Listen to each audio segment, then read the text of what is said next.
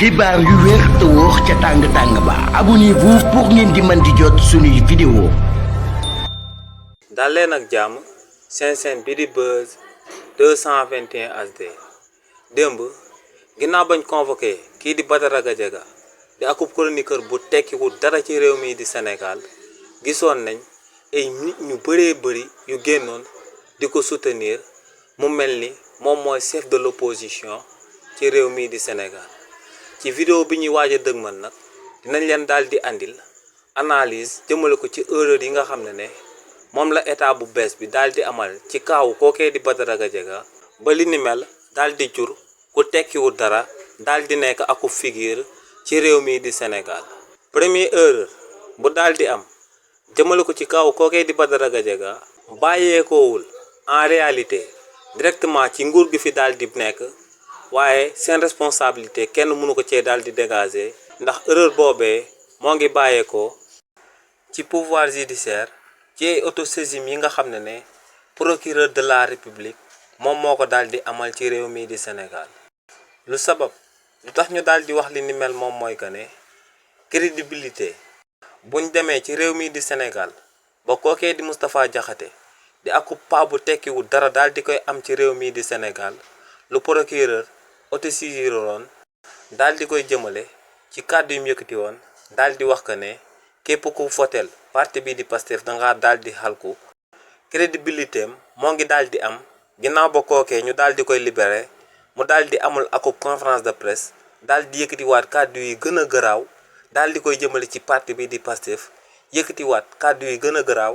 daal di koy jëmalewaat ci son excellence président Bassirou Diomaye Diakhar Faye ak premier ministre am bii di Ousmane Sonko te ginnaaw ba mu amalee li ni mel ba noppi procureur de la république mel ni ku déggut kàddu yooyee nga xam ne moom lu Moustapha Diakhaté daal di yëkkatiwaat ginnaaw bañ ko bàyyee. si li ni mel lu waroon na nekk taxawaayu procureur de la république bi nga xam ne diffamation moom moo sababoon mu daal di autosaisiru ci mbir moomee bañ daal di jàpp kookee di Moustapha Diakhaté ginnaaw bañ ko bàyyi mu yëkkatiwaat kàddu yu mel noonee daal di koy waxaat lu waroon procureur de la république logique pour logique moo doon mu autosaisir waat ci saa si jàppul waatoon kookee di Moustapha Diakhaté ndax kookee kàddu yu yëkkati woon avant ñu koy daal di jàpp kaso ginnaaw bañ ko bàyyee kaso kàddoom yooyee la yëkkatiwaat te amul woon benn daan buñ jëloon daal di koy teg ci ndoddam ci réew mii di Sénégal. waaye tamit autosaisine yi nga xam ne procureur de la république amaloon na ko daal di koy jëmale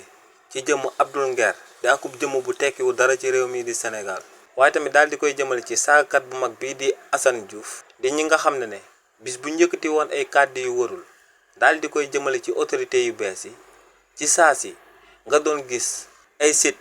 pro Pastef génn daal di leen di tontu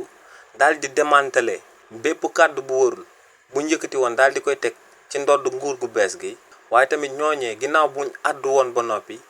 boo duggoon ci commentaire yi di nga daal di xam que ne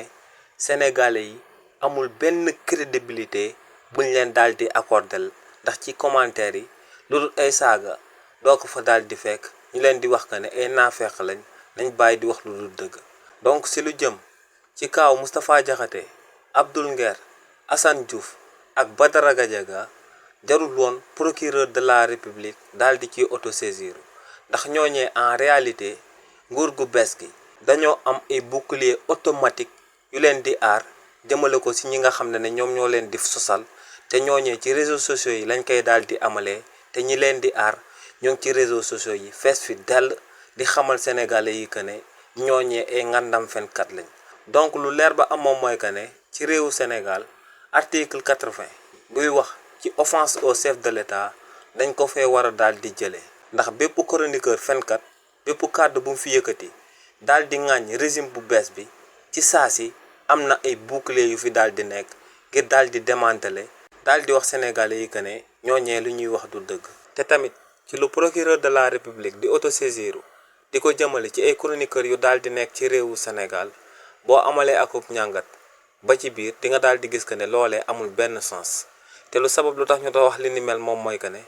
akub chroniqueur loo ko fi mën a daal di toppee moom mooy insulte publique wala diffamation te si ñaari délit yooyee loo mën a daal di tëj nit ki bu bëree bu bëri 3 mois de prison la jàpp 1 an te lu ci ëpp ab weer lañ lay daal di tëj daal di lay bàyyi nga dem daal di ñibbi. waaye tamit amande yu ñuy teg sa kaw mën naa dem ba 1 million de francs CFA waaye lu ci ëpp 200 000 francs lañ lay daal di amande bàyyi la nga dem daal di ñibbi. donc lu leer ba am moom mooy que ne autosaisine yi nga xam ne procureur de la république moo ngi koy daal di amal conséquence bi moom mooy day daal di yokk buzz ak crédibilité jëmale ko ci ay chroniqueurs yu daal di nekk ci réewu Sénégal ndax ñooñee séjour bu bref la ñuy dem daal di am ci kaso bi génnaat nit ñi gën leen a xam daal di leen di gën a wóolu ba loolee daal di sabab ñooñee daal di nekk léegi principal opposant wu régime bu bees bi. waaye tamit ginnaaw li ni mel erreur bi nga xam ne état bu Sénégal daal dina koy amal ci kaw Badara Gadiaga moom mooy que ne kookee di Badara Gadiaga ñoom ginnaaw bañ jotee rapport bu Cour des comptes bu leen daal di certifier que ne kookee di Badara Gadiaga dafa amal faux et usage de faux daal di fi falsifier akub diplôme BFM. si loolee DG bu CICES da cee porté woon plainte kii di Badara Gadiaga te délai de prescription bi nga xam ne moom lañ daal di jëmale ko ci délit boobee daal di nay passé ba noppi. délai de prescription nag moom mooy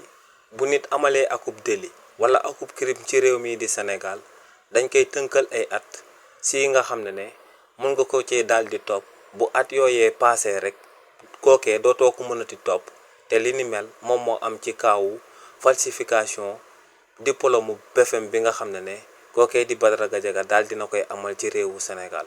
donc si li ni mel état bi da cee waroon daal di wili pande kookee di Badara Gadiaga ñëpp daal di xam que ne akub sàcc la ndax lu fi waa régime président Macky Sall amaloon jëmale ko ci luubal alalu askan bi loolu la Badara Gadiaga amaloon ndax dafa daal di falsifier akub diplôme daal di fayeeku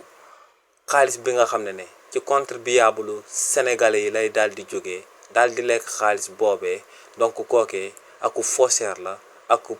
détourneur de deniers publics la. waaye nag si li ni mel état bi daa waroon na daal di wili pande kookee di Badara Gadiaga rek bu paree daal di koy bàyyi jotut woon muy daal di porter plainte jëmale ko si kookee di Badara Gadiaga. waaye tamit ginnaaw loolee ñaareelu erreur bu état bu Sénégal daal di am